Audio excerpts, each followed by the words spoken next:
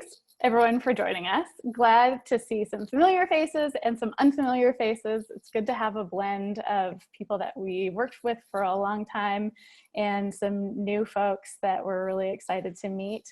We're going to be chatting all things email marketing today. Just a little caveat, we're going to mostly be focusing on consumer brands today. Most of you come from consumer brands, and so it's going to be most relevant to you. But I think that pretty much everything that we're talking about today can also apply to B2B brands or other industries. Most of my examples are consumer facing. So if you work in another industry and you want some examples, just jot down a question and I'll tackle those at the end if you want me to give some relevant examples, maybe that apply more to your industry. And related to questions in general, I probably won't see them until the end. So feel free to drop them in the chat. And then when we get to the Q&A portion, I'll go through the chat to see what all of you have left for questions. So why don't I start by introducing myself for those of you that don't know me. My name's Amanda and I'm one of two partners here at Monday. Quick bit about my background. It's a mix of media and brands. So I started my career in newspapers and magazines before stepping into the world of content marketing, both at agencies and in-house at global brands.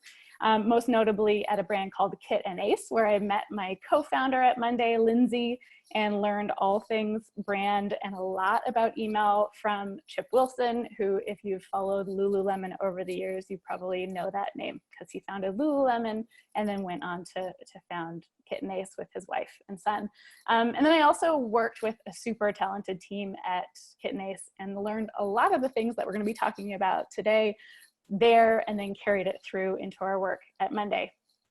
So speaking of Monday and talented teams, here's a little peek at our gang at Monday. If you haven't worked with us in a while, you probably can tell that we've grown. We've expanded quite a bit. When Monday started 3 years ago, we were mostly just doing content, but now we cover everything from strategy to content and design. And I think a few of the team members are on the call today. I might be taking some of them in to help answer questions later if they have an area of expertise that relates to your question. Does anyone from Monday want to just wave? Just wave. Good stuff. Hi, Ryan. A little bit about Monday. We are a branding and content marketing agency, and we like to say that we build brands that enhance human potential. So for us, that means mostly working with brands in technical apparel, because that's where a lot of us come from in our careers, outdoors, and natural wellness.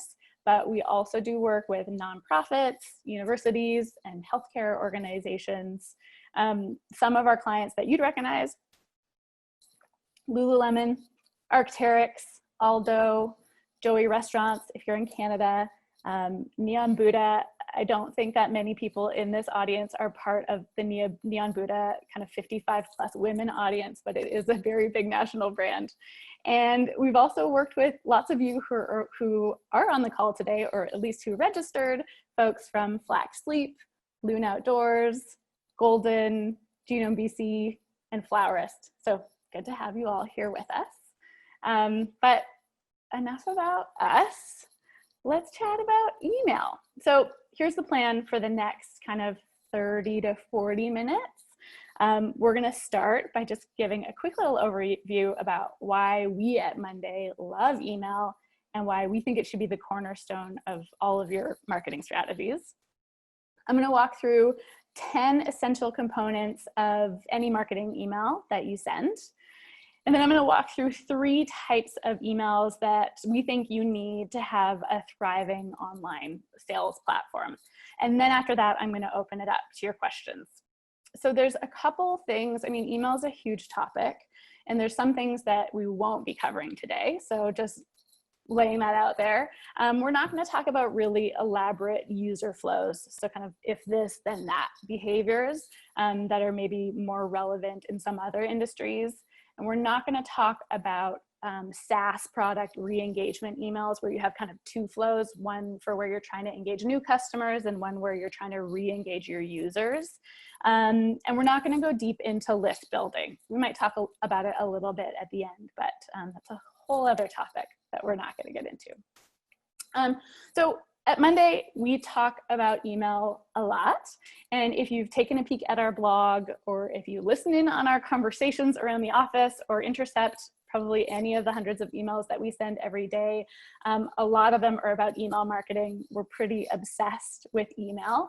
And for myself and my business partner, Lindsay, that really started at Kitten Ace. And it's because we got to see the value of it, like really, really tangibly. So at Kitten Ace, an average marketing email would probably glean about $30,000 in revenue on average. If you sent it on Black Friday or some other, high sales driving day, like I think the one that we sent at Christmas when we were there gleaned about 100,000. And if you think of international brands like Lululemon, which someone might have to correct me if they know if I'm wrong, I think their mailing list has about 5 million people on it. You can bet that those revenue numbers are probably in the hundreds of thousands. So there's a huge return to be had on email. And if you're not investing time in your email program, you're losing out on huge potential sales. So there's 3 reasons why we think email should be the cornerstone of your marketing strategy. The first one, obviously, is that it has a super high ROI. And I was reading a study from HubSpot that estimates that the average return on investment for email is 3,800%. So if you're doing it well, email could be generating $38 for every dollar that you spend on it. And that was a 2020 study. 59% of marketers say email is their biggest source of ROI. So there's lots of money to be made from email, and you don't need to spend that much. It's not like advertising where you're continually having to spend more money. Another reason we love it is that it gives us direct access to consumers.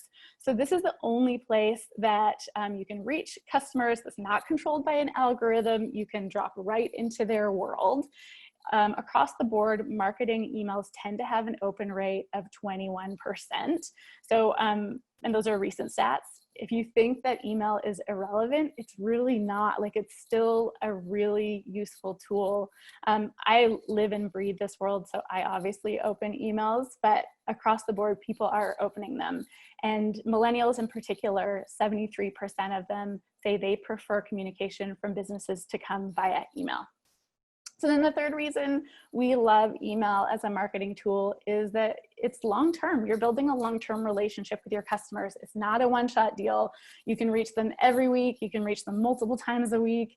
If you do it well, it's a way to stay top of mind for your consumers and to be able to test what's resonating with them. Most marketers tend to send, for bigger brands, probably between 3 to 5 emails a week, because that's how effective it is. So let's look at what makes an effective email. I've narrowed it down to just a measly 10 components that make a good email.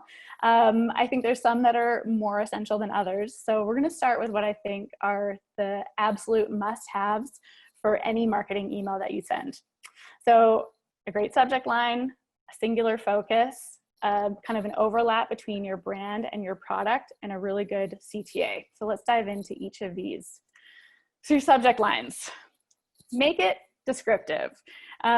Make sure that it's really clear what is in the tin, as they say in England. I come from the print world, and so in magazines, we tend to try to make headlines that are smart or punny. And I think as a writer, I'm always tempted to make it cute, but that only goes so far. And I think the best email subject lines are ones that are really, really explicit.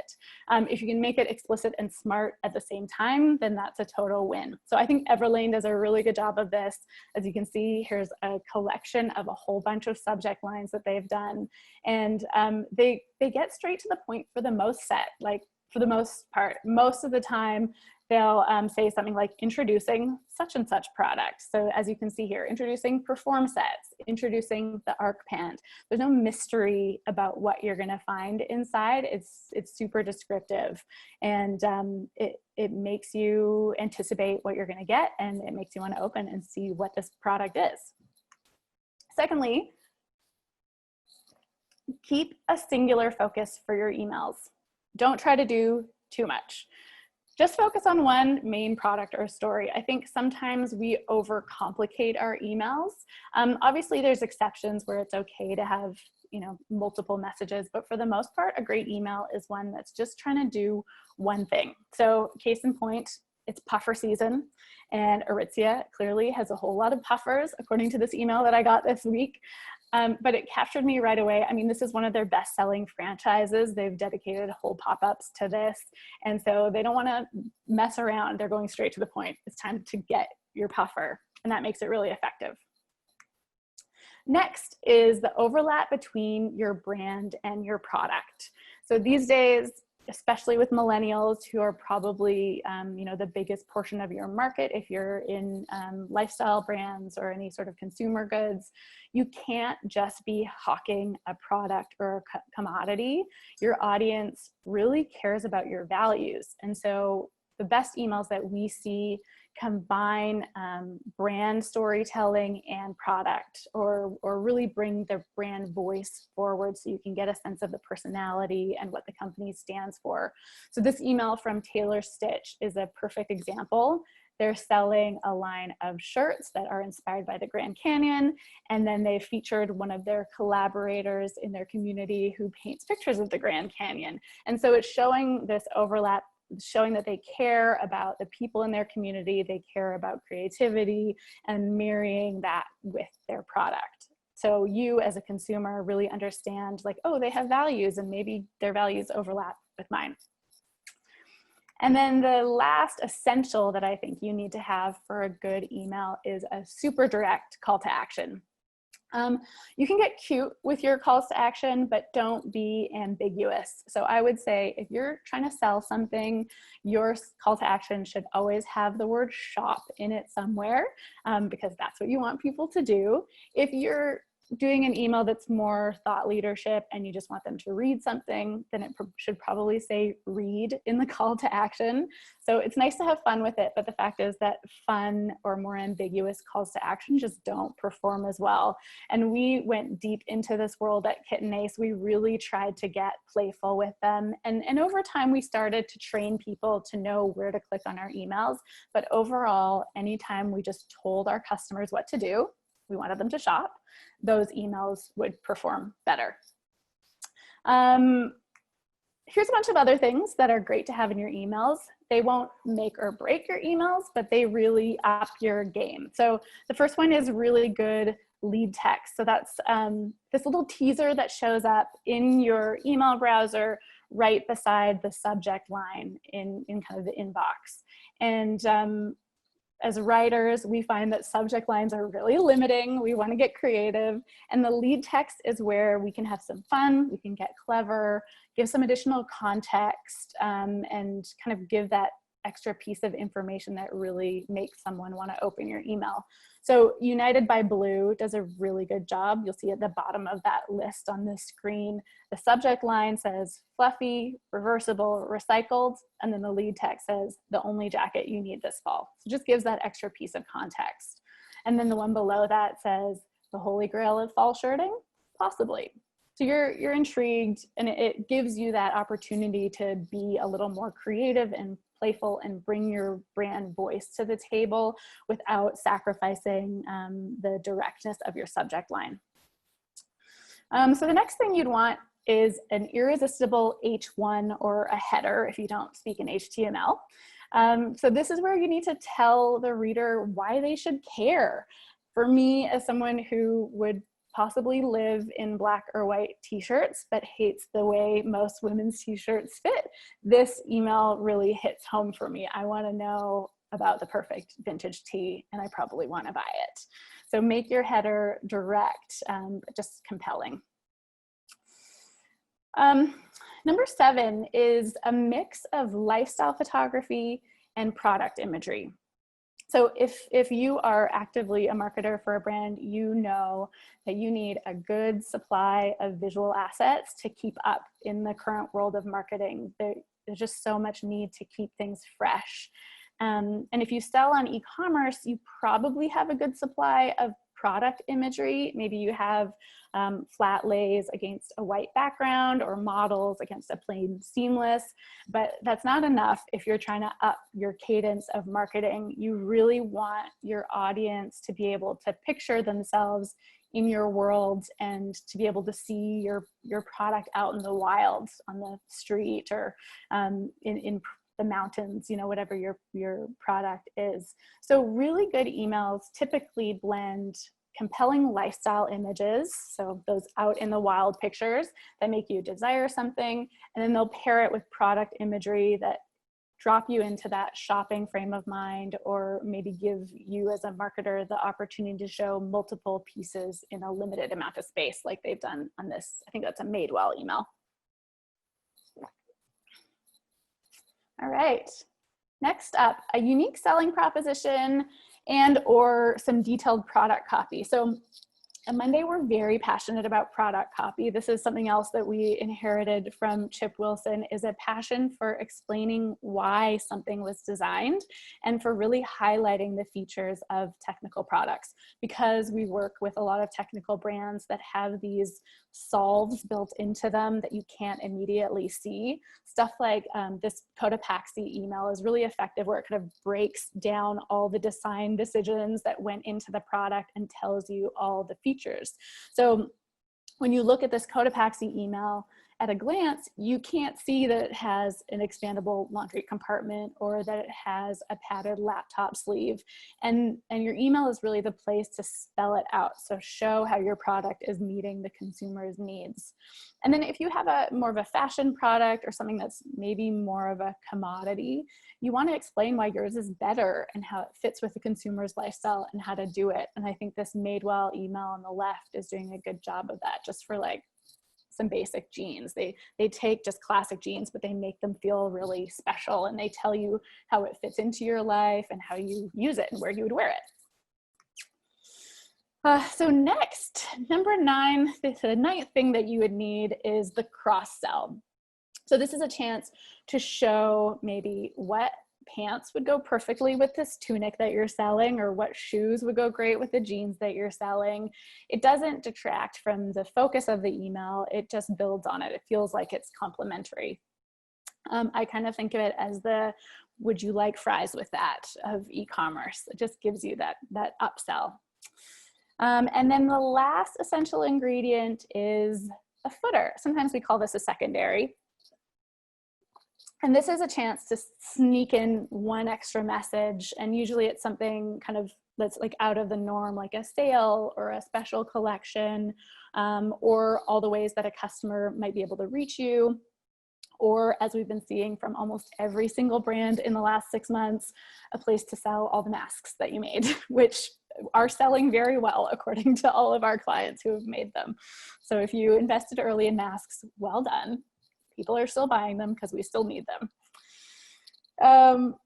So before we move on to the types of emails that you want to have in your roster, just a couple of thoughts about why you might have some low open rates in your emails. So as context, the average email campaign has an open rate of between 10 to 18%. You'll see different, I mean, it really varies from brand to brand, but between 10 to 18%. And an average click-through rate of about 2.62%. If you find you're not getting those level of open rates, there's usually only 3 reasons. One is that you might have a really irrelevant or boring subject line. Maybe you've trained your users to know that what you say in your subject line doesn't apply to what's inside, or it's not compelling enough for them to open.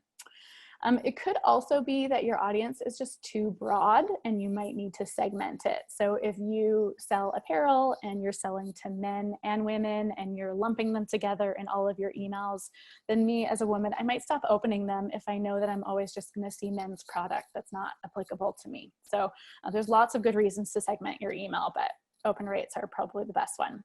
And then it could be that you're sending too many emails and people are just feeling overloaded and they can't keep up. Sometimes it could be that you're not sending enough emails, but usually it's that you're sending too many. All right. So let's dive into the types of emails every single brand needs. So I think there's 3 of them.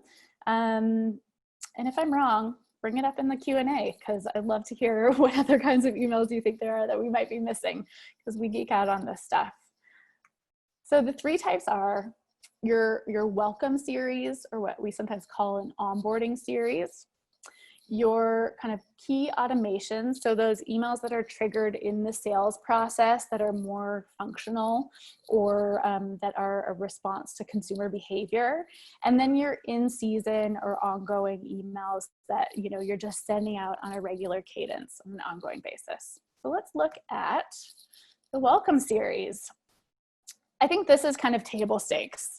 This is probably one of the simplest things you can do to generate revenue as a brand. And this email, the first email that you send out after someone signs up for your list, it's going to be the one that probably has your highest open rate. So I read a stat from Campaign Monitor, which should be a reputable source. Still seems a little high to me, but apparently these have an average open rate of 91%.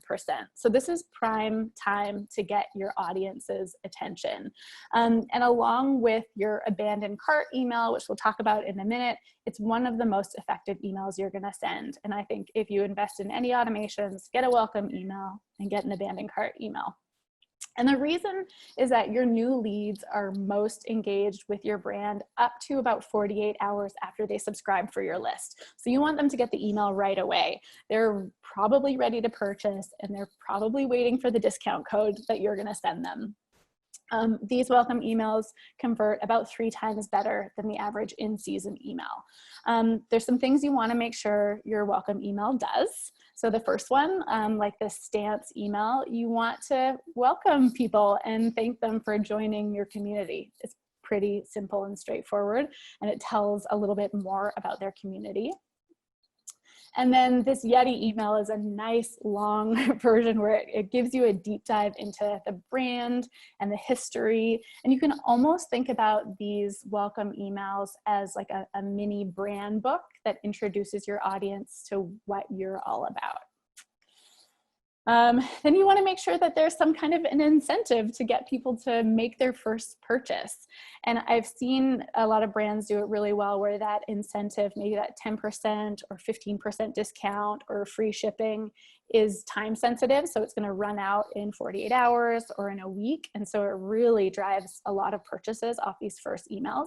And we really loved what Brooklinen does with this email, where they don't actually say what the discount is. They kind of keep it a secret until you click through to the site. So you're curious, and you're even more likely to click through instead of just going, 10%, I'll just pay full price and buy it when I'm ready.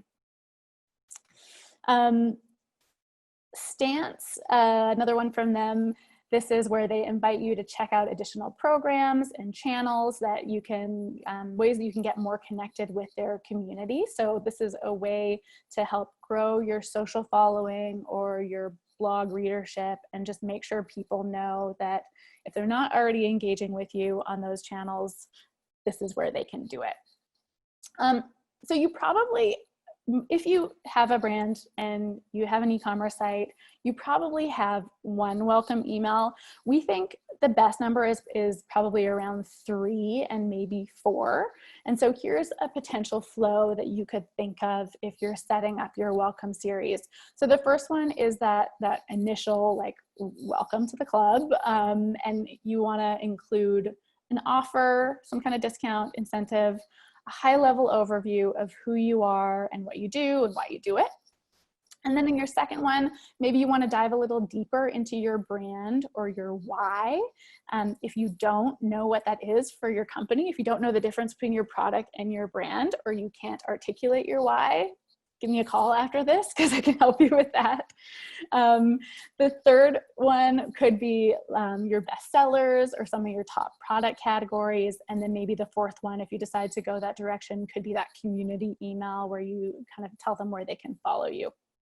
And I think this kind of a flow can also work if you're B2B or a nonprofit, and you might want to think about emails that are more like an overview of who you are, ways to connect with you.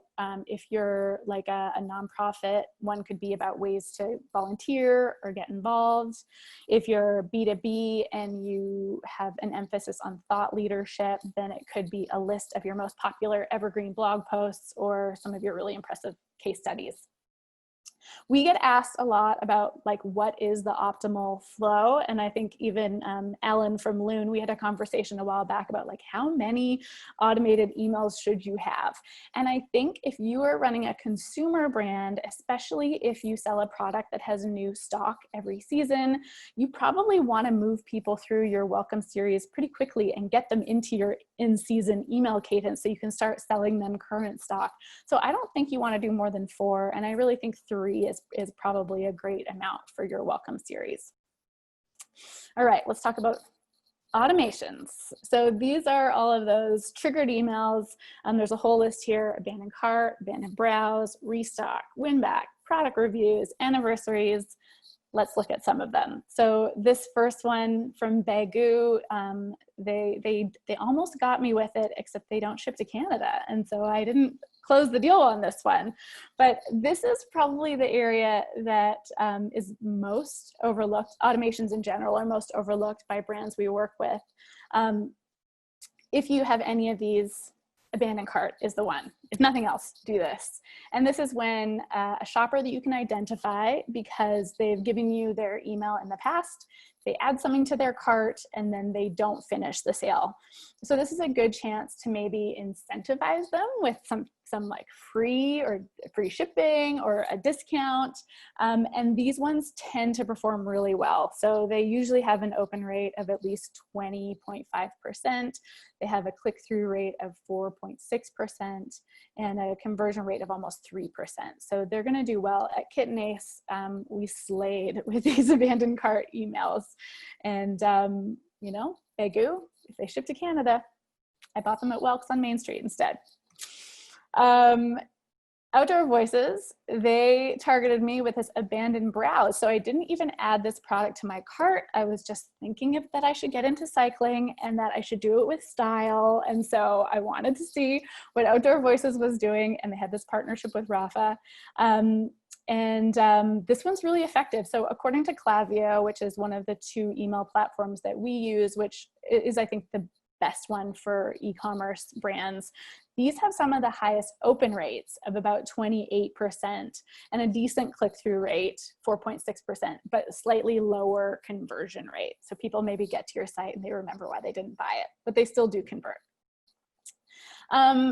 Restock emails. So I was on the Topo website back in January, and this one just came to me about a month ago. So it was about a 6-month delay from when I looked at this product to when I received this email. And I was very impressed because I was definitely tempted to make this purchase. So, you know, tracking who's on your site and who is looking at certain products and making sure that you're re-engaging them when you restock that product. Product review emails. So this is great post-purchase, you know, a certain number of weeks or days after an email goes out, sending this to encourage them, remind them that they love your product, and ask them to make a review. And this is also a pretty good time to cross-sell. So you could send this email and then you could add a footer that said, oh, you might also be interested in these pants. There's lots of things that you can do. So those are some of the most common email automations. There's a bunch of functional emails that often really get overlooked. And I think a lot of us are just busy. And so we just use the pre-filled copy templates on MailChimp or Klaviyo or Shopify. But I think you should never waste an automation. So here's 4 different types of automations that you can actually use to sell. And I'll show you some good examples of them. So this first one is from Native Deodorant. I made a purchase from them after they targeted me with an Instagram ad, which was effective. And I got this when I made my purchase. And I'm just going to leave it there for a minute because it is so delightful. It made my day. I forwarded it to the entire Monday team, and we're just waiting for a client who wants to do an order confirmation email like this. If you're one of them, talk to us. We would love to create something whimsical that just pulls you in like this. They made me love their brand and told me that they had received my order at the same time. Everlane, this is way more practical, but it still includes a bunch of things that just make my life easier. So it tells me that I have the option to cancel my order and that, you know, they make it really easy. It gives me a reminder of their return policy, and it lets me know how to get in touch with their customer service team. These are just kind of like table stakes for a good purchase confirmation, but they make me feel really taken care of. It's like a small step. You don't even need to get that creative to do it. And then Lululemon, I don't know if I actually get that many emails that confirm that a product has been delivered to me. So I got this one the other day. It confirmed that I got the pair of Align pants I'd been waiting months to get. And then they added in these product categories at the bottom to tempt me to buy more. And I like that this email kind of relieves any uncertainty. Like, I know that my product has arrived. So it's building trust, but it's also a good touch point for cross-selling. All right, in-season emails. So this is where you can get fun because this is all about newness. And this is where your imagination can run wild because you want to keep things fresh. And so especially if you have a small product line, like I know lots of businesses that maybe only have 1 or 2 signature products. And it's hard to do these regular in-season emails because you're trying to figure out how to tell your product story in a new way every single time. So I've got a bunch of ideas for you about how you can do that. In general though, if you have multiple products, we recommend that you have multiple email templates. This is gonna make your life a lot easier. Like maybe 3 or 4 existing design templates that you can slot copy and images in. And maybe one's for like a single product spotlight, maybe one shows multiple products, maybe one is for sales or promotions, but it just gives you more flexibility to keep your emails looking fresh if you're sending them on a weekly basis. So let's chat about some of the stories you can tell. First one, newness. Newness is a story, and usually as far as in-season campaign emails go, if there is something about something that's new, a new season, something that's back in stock, these emails are going to perform really well. In general, if you put the word new in your subject line, it's going to work for you. A product story, so really diving deep into the making of your product. Where did it come from? This one from Huckberry totally sucked me in because they made it sound like this bowl was made from oyster shells. It's not. It's just processed. It's just you know, synthetics that are processed with oyster shells to make them really soft, but they really make you think that they are made with oyster shells, and it makes you want to learn more. This one is, these are a couple of examples of fabric stories or color stories or pattern stories. If you have a line of bags and you've bought deeply into some polka dot fabric, you can do a whole story just about polka dots and the different products that come in polka dots or stripes. So here, the Outdoor Voices email on the left, they are talking about their cloud knit fabric. And so that's just a whole story about all their different products that come in this fabric. And likewise, the United by Blue, it's fall, so they're going deep into corduroy. And so they're telling that fabric story.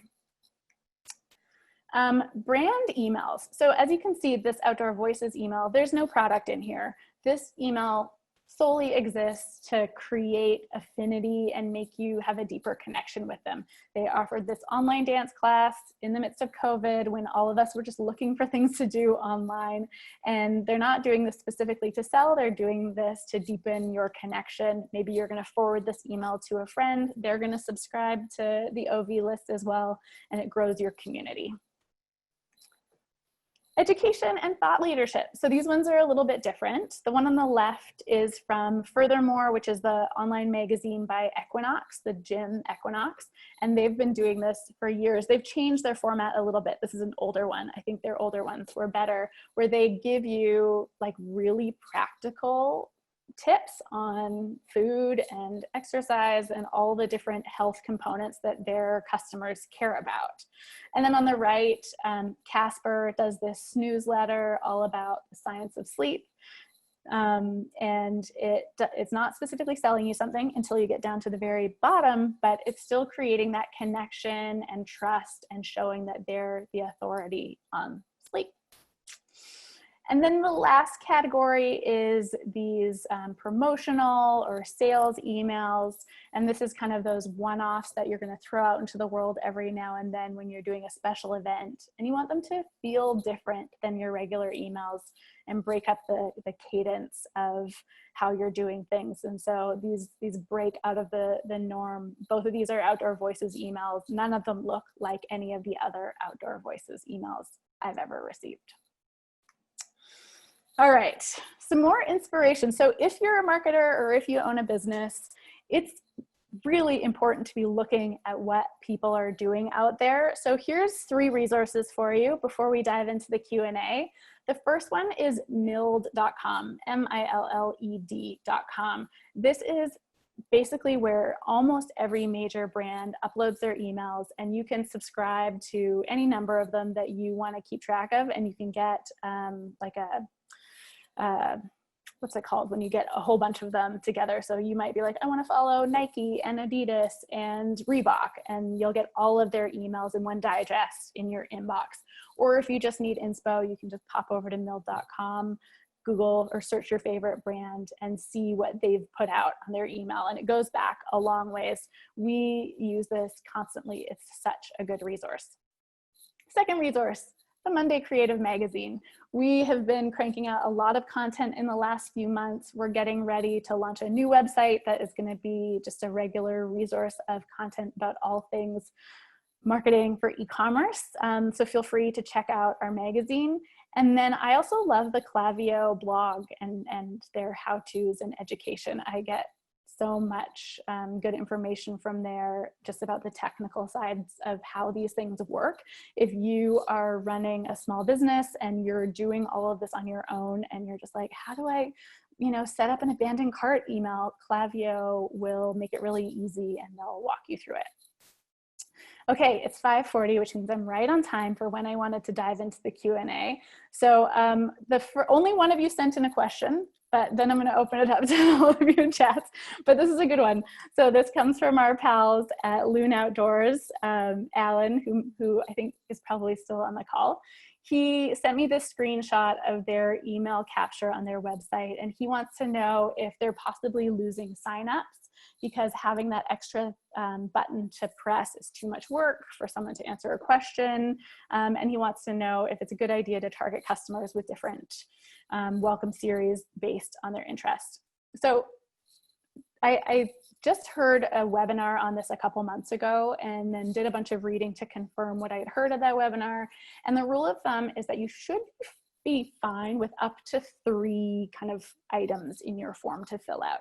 After 3, that's where you get fall off. 2 is great because you're getting some more information, but the fall off isn't that big. It's always easier if you only have to put in your email address, but sometimes it's worth it to lose a few people to get some data. For Loon, I mean, I'd want to talk more about this, and I get that some of your customers might be into fly tying and some of them might be fishing, but I feel like those 2 categories don't preclude each other the same way that maybe like the categories man and woman would.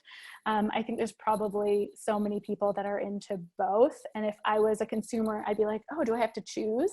I'd probably figure out pretty quickly that I could click both. But if you're interested in fishing, it's unlikely that you're disinterested in tying, even if it's not your passion. So I'd be really curious to chat more, Ellen, to find out how you could split these out in maybe a more meaningful dichotomy.